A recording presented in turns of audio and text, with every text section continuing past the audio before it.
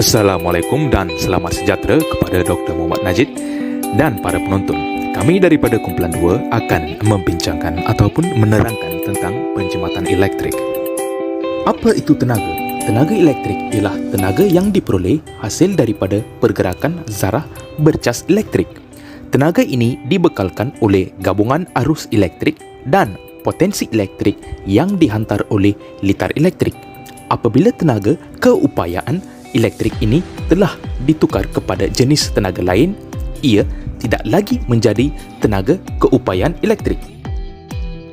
Terdapat 5 cara menjimatkan elektrik.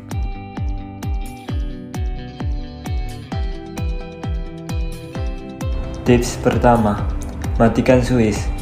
Jangan lupa matikan suis ketika tidak digunakan. Tips kedua, peralatan elektrik 5 bintang. Bertukar kepada penggunaan peralatan elektrik 5 bintang. Tips ketiga, mencabut plug. Mencabut plug ketika tidak digunakan kerana ia akan menyebabkan tenaga elektrik terus mengalir. Tips keempat, matikan komputer selepas guna dan berhenti mengecas apabila penuh. Pastikan suis dimatikan selepas penggunaan pembesar suara, mesin pencetak dan pengimbas. Tips kelima, menggunakan tenaga solar. Tenaga solar selamat untuk digunakan dan mesra alam sekitar.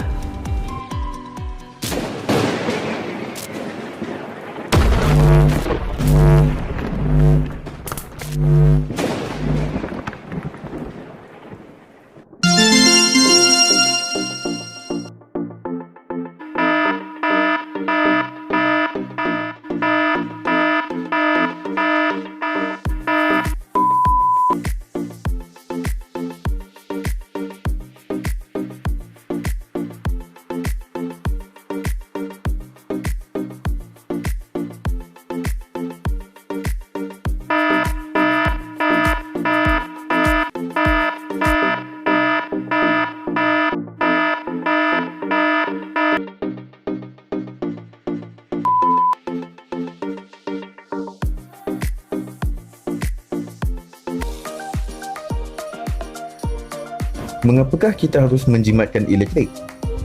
Penggunaan elektrik memainkan peranan penting dalam peningkatan CO2 selain daripada pengangkutan, pembangunan dan bahan buangan. Pembebasan karbon wujud daripada proses penghasilan tenaga elektrik, dan apabila kurangnya tenaga elektrik yang digunakan, semakin kuranglah CO2 dibebaskan. Tambahan pula, terdapat juga beberapa kepentingan atau kebaikan dalam penjimatan elektrik.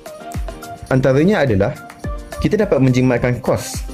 Hal ini dapat dilakukan apabila pengurangan kos tenaga elektrik yang akan menyebabkan kos pengurangan operasi yang rendah dan menghasilkan keuntungan yang tinggi.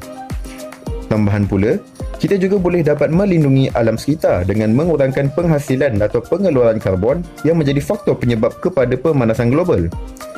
Perkara ini dapat memastikan persekitaran yang lebih bersih dan pengurangan pencemaran udara.